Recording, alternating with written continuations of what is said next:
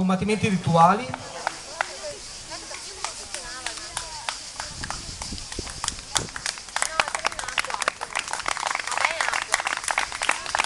E ora vi presentiamo personalmente i contendenti.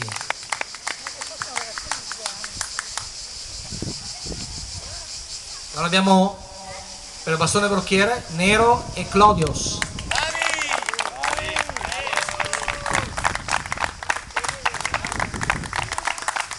Abbiamo per il pugilato Orax e Kyrios.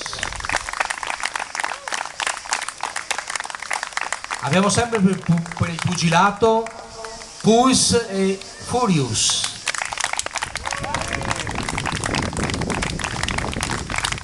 Abbiamo per bastone e braccio protetto Angelos e Lucas.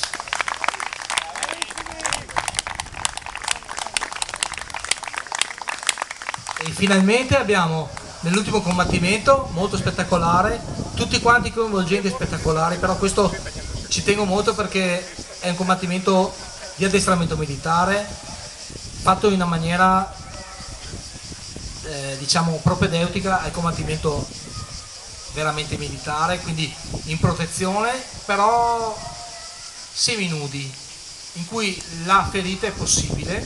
In questo caso abbiamo messo le protezioni sulla testa e abbiamo messo gli sferotoi, cioè i pompon, chiamiamoli così, sulle lance, ma il concetto è che quando il colpo arriva dovrebbe essere segnato e qualche segno ce l'ha e l'ha fatto per voi. E quindi abbiamo l'ultima coppia, Ferrier e Kyrios.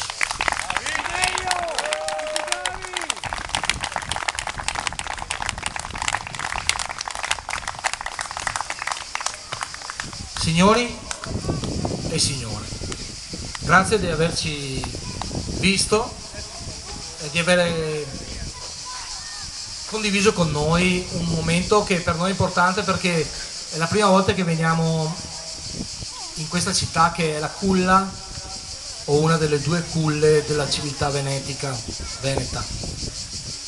Per noi è un onore e veramente lo sentiamo molto essere nella nostra terra e fare le nostre cose, perché ci fa capire di quale origine siamo, quali sono le nostre radici. Non abbiamo nulla che invidiare agli Etruschi e ai Romani. Se voi guardate il museo e non avete nessun pregiudizio, andate dentro, vedrete delle cose stupende di cui noi cerchiamo di portare avanti le vestigia. E quindi direi adesso di fare un saluto finale tutti quanti, gli atleti al pubblico.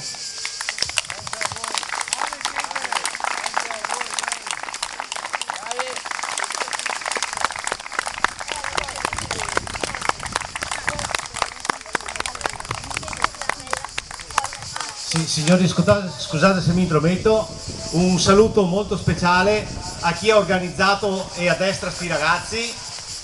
Sechene, Guido Marchetti, presidente del Venete Vitrix,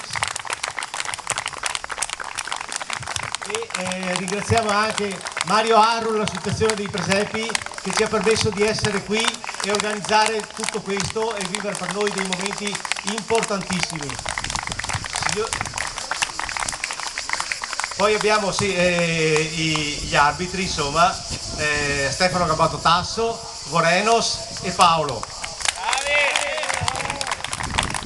Un saluto a tutti, grazie mille ancora.